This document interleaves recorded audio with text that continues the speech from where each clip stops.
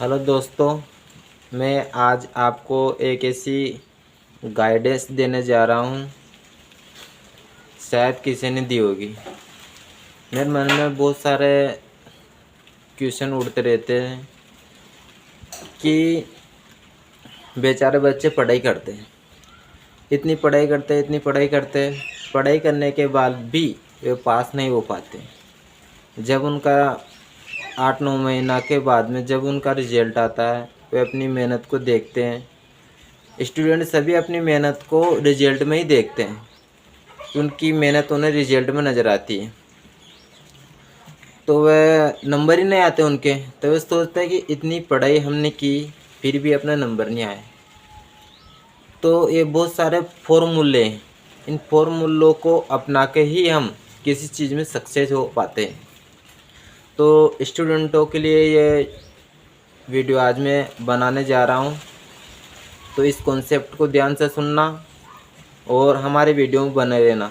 आपको अच्छी लगे तो लाइक करना, अन्यथा अनलाइक कर देना। क्योंकि मेरी सोच केवल एक ही है कि सभी लोगों को एक सच्ची राह दिखाई जाए।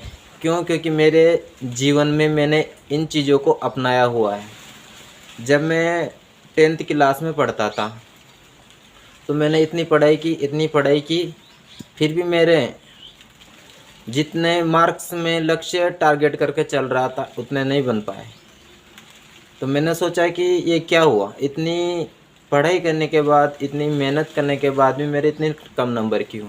तो मैंने बहुत सारी चीज़ों पर रिसर्च की और महान पुरुषों के विचार सुने। तो वही विचार आज मैं आपको दिखाने जा रहा हूँ। क्योंकि स्टूडेंटों को इन सभी चीज़ों के बारे में मालूम नहीं होता। क्योंकि बेचारे उनका माइंड एक रखा फंस जाता है कि अब क्या करें। तो इन सवालों के जवाब आज मेरे वीडियो के माध्यम से आपको पता चलेंगे कि पढ़ाई किस प्रकार से करनी चाहिए ताकि हम आगे बढ़ सके। यदि आपने मेरे इन फॉर्मूलों को अपनाया तो मैं 100% गारंटी लेता हूँ कि आपको दुनिया में मार्क्स लाने से कोई नहीं रोक सकता है। क्योंकि इन फॉर्मूलों को मैंने अपनाया और मेरे जब 10th में इतने कम मार्क्स थे, समथिंग मेरे 50 से ऊपर थे, फिर मैंने इस पढ़ाई को इतनी ग्रोथ की, इतनी इंक्रीज की कि 12th में मैंने 80 प्लस कर दिया, 80 से ऊपर परसेंटेज निकाल दी। तो मैंने कुछ फॉर्मूले अपनाए, वही फॉर्मूले मैं आपको दिखा रहा हूँ। चलो इस फॉर्मूले की शुरुआत करते हैं कि सबसे पहले हम इस चीज़ की शुरुआत करते हैं कि अपना माइंड कैसा है, ये किस प्रकार काम करता है। यदि आपने इस माइंड को समझ लिया तो सब कुछ समझ लिया। यदि आपने इस माइंड को नहीं समझा तो कुछ भी नहीं समझ पाए। क्योंकि हम पढ़ाई करते हैं तो पढ़ाई में सारा गेम माइंड का ही होता है। क्योंकि हम 12 महीने तक पढ़ाई करते हैं या 8-9 महीने तक पढ़ाई करते हैं, उसके बाद में हम 2 घंटे या 3 घंटे का एग्ज़ाम देते हैं। उसमें हमने जितने दिन पढ़ाई की वह मात्र हमें 3 घंटे में लिखना होता है। तो हम 3 घंटों में कैसे लिख पाते हैं इस चीज़ को। क्योंकि अपन तो सोचते हैं कि एग्ज़ाम में सब कुछ लिख कर जाएंगे, लेकिन जब हम एग्ज़ाम में बैठते हैं तो वो याद ही नहीं आता है। तो क्यों याद नहीं आता है? क्योंकि सब गेम माइंड का ही है। यदि आपने माइंड को समझ लिया तो सब चीज़ को समझ लिया। तो ये पर्सन लेता है आज अपन कि एग्ज़ाम में हम अपन को याद क्यों नहीं आता। क्योंकि अपन ने पढ़ाई उस प्रकार से की कि कल पढ़ लिया, उसे 8 दिन बाद में देखा कि हाँ आज याद कर लिया, फिर उसे 1 महीने बाद देखा हाँ कि याद हो गया, अब तो सब कुछ लिख कर जाएंगे। जब हम एग्ज़ाम में जाएंगे तो सब कुछ भूल जाएंगे। क्यों भूल जाएंगे? इसका कारण यह है कि हमने प्रैक्टिस नहीं की, अपन ने अभ्यास नहीं किया। क्योंकि जब मेरे साथ एक गलती हुई थी और मैंने जब आइंस्टीन एक महान वैज्ञानिक हुए जिनका IQ 160 से भी ऊपर था, उन्होंने एक बात बोली, यदि हम किसी चीज़ की प्रैक्टिस नहीं करेंगे तो ये चीज़ अपने दिमाग से निकल जाएगी, और यदि एक बार वो चीज़ दिमाग से निकल गई तो फिर अपन को याद ही नहीं आएगी। तो हम जो पढ़ते हैं उसे एक दिन पढ़ते हैं तो उसे वापस दोबारा दूसरे दिन देखना चाहिए, पढ़ना चाहिए। फिर उस दूसरे दिन के बाद में उसे हम 7 दिन तक देखना चाहिए, फिर 7 दिन के बाद उसे 1 महीने तक देखना चाहिए, जब वो चीज़ याद होगी। क्यों? क्योंकि हम किसी चीज़ को याद करते हैं तो वह हमें 12 घंटे तक याद रहती है, आइंस्टीन कहते हैं। और 12 घंटे के बाद हम किसी चीज़ को याद करते हैं तो हमें उसे 24 घंटे तक याद रहती है। उसके बाद में फिर हम उसे पढ़ते हैं तो 7 दिन तक याद रहती है, और 7 दिन तक के बाद फिर पढ़ेंगे तो 1 महीने तक याद रहेगी, और 1 महीने के बाद पढ़ेंगे तो 6 महीने तक याद रहेगी। तो अपन को तो एग्ज़ाम में लिखना, अपन उसे हमेशा याद नहीं रखना, हमेशा से का क्या काम अपने।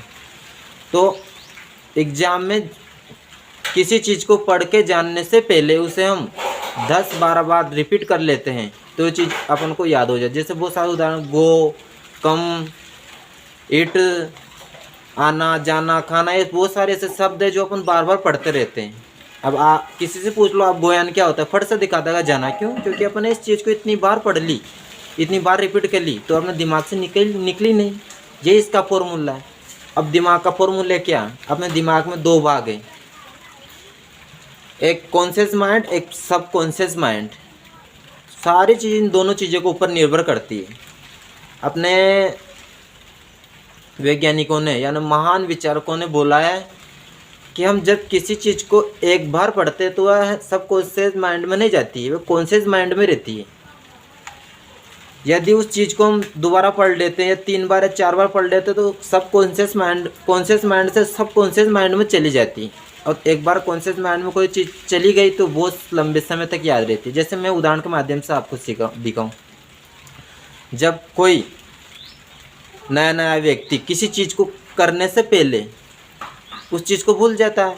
कोई व्यक्ति साइकिल चलाता है तो ऐसे ऐसे ऐसे डोलता है, उसे साइकिल नहीं चलती है। जब वह एक बार उसे बैठता है, फिर 2 बार बैठता है, 3 बार बैठता है, जब वो 5-6 बार उस चीज़ को रिपीट कर लेता है तो उसका सब कॉन्शियस माइंड में चीज़ चली जाती है। फिर उसे बाद में आप 6 महीने 12 महीने बाद में बोलो कि साइकिल चलाओ तो हाथ छोड़ के चला सकता है। क्यों चला सकता है? उसका कारण यह है कि उसके वो चीज़ दिमाग में चली गई। तो पढ़ाई में भी यही रोल है। किसी को देख लो आप, चाहे पानी में तैरना देख लो, 1 बार कूदेंगे तो डरेंगे, 2 बार कूदेंगे तो डरेंगे, 3 बार कूदेंगे तो डरेंगे। यदि उसे 5-6 बार या 10-12 बार उसमें हम तैरेंगे तो हमको ऐसा महसूस होगा क्योंकि वह चीज़ अपने सब कॉन्शियस माइंड में चली गई। और एक बार सब कॉन्शियस माइंड में जाने के बाद फिर वो चीज़ हमेशा याद होगी। तो ऐसे यही रोल एक स्टूडेंटों का है। 1 बार पढ़ो, 2 बार पढ़ो, 3 बार पढ़ो, 4 बार पढ़ो, 5 बार पढ़ो, 6 बार पढ़ो, यदि वह अपने दिमाग में चली गई फिर निकलेगी नहीं। और जब हम एग्ज़ाम में जाकर बैठेंगे तो तुरंत वो चीज़ याद हो जाएगी, और एग्ज़ाम में हम लिखेंगे तो वह फट से अपन उसको लिख पाएंगे और अपने अच्छे मार्क्स आएंगे। यही फॉर्मूला है। और एक स्टेप तो ये है, और दूसरा स्टेप है किसी चीज़ को हम इमेजिनेशन के माध्यम से समझना चाहिए, बल्कि उसे अक्षरों के माध्यम से नहीं। जैसे मैं आपको एक और उदाहरण दूं, कोई व्यक्ति एक 3 घंटे की मूवी देखता है। अब उस 3 घंटे की मूवी को देखता है तो वह उसे कौन सा भी सीन उठा कर उससे पूछ लो तो वह तुरंत दिखा देगा कि यार न्याय ऐसा सीन हुआ, न्याय ऐसा सीन हुआ, न्याय एक्टर ऐसा ही था, न्याय एक्टर ने ऐसे प्रवेश की थी। सब कुछ माइंड में इमेजिन चल रही होती। ठीक इसी प्रकार पढ़ाई में भी हम इमेजिनेशन के यानी फ़ोटो के माध्यम से, इस दिमाग में फ़ोटो के माध्यम से चीज़ों को अंदर डिपॉजिट करना चाहिए ताकि वो बहुत लंबे समय तक याद हो। कैसे? जैसे मैं आपको दिखाऊं, अपने 2 माइंड है। मैंने आपको अभी पहले दिखाया एक सब कॉन्शियस माइंड, एक कॉन्शियस माइंड कैसे काम करता है। तो अपने दोनों माइंड पहले कॉन्शियस माइंड में जाती है सूचना, दूसरे बार सब कॉन्शियस माइंड में जाती है। तो सब कॉन्शियस माइंड भाषा को नहीं समझता है, यह इमेज यानी फ़ोटो को समझता है। यदि हम किसी चीज़ को एक बार फ़ोटो दिखा दे तो बहुत लंबे समय तक याद रहता है, चाहे उसे 4-5 बार। यदि हम किसी एक 3 घंटे की मूवी को हम पेज में लिखेंगे तो एक बहुत इतनी बड़ी पुस्तक बन जाए। क्या आप पूरी पुस्तक याद कर पाओगे? नहीं कर पाओगे। यदि उसी पुस्तक को हम इमेज के माध्यम से, फ़ोटो के माध्यम से बोलेंगे, जैसे शेर, शेरनी, जंगल, पहाड़, नदियाँ, तो अपन को इतनी जल्दी याद होगा, फट से पूरा याद हो जाएगा। ठीक पढ़ाई में यही रोल है। दूसरा स्टेप है, यदि आपने दोनों स्टेप फॉलो किए तो आपको दुनिया में ऐसी कौन सी ताकत नहीं है जो आपको रोक पाएगी। और हाँ दोस्तों, आप महान व्यक्तियों को विचारक पढ़ना। प्रैक्टिस इज माइंड पुस्तक, एक पुस्तक है प्रैक्टिस इज माइंड, यानी कि दिमाग प्रैक्टिस पे कैसे कार्य करता, पूरी पुस्तक को आप देखना। उसमें जो बातें मैंने दिखाई पूरी वही रोल है। ये पुस्तक मुझे बाद में मालूम हुई, लेकिन जब मैं 12th में पढ़ता था तो मुझे इस पुस्तक के बारे में मालूम नहीं था, तो भी मैंने 80% गेम कर लिया। तो मेरा एक ही मकसद रहता है कि सभी स्टूडेंट अच्छे से मार्क्स लाए और आगे बढ़ें, और हमारे साथ ऐसे वीडियो में बने रहना ताकि आपको मेरा ऐसे ही वीडियो मिलते रहे। और मेरा वीडियो आपको अच्छा लगे तो लाइक ज़रूर करना, क्योंकि दोस्तों मैं आपके लिए बहुत मेहनत करता रहता हूँ कि स्टूडेंट्स पीछे नहीं रहे बल्कि आगे बढ़ें। और मैं आगे बढ़, मेरा ज्ञान, मेरा अनुभव मैं दूसरों को दिखाता रहता हूँ। जैसे अनुभव क्या काम आता है ये अगले वीडियो में आपको दिखाऊंगा। ऐसे ही हमारे वीडियो में बने रहे। थैंक यू, धन्यवाद।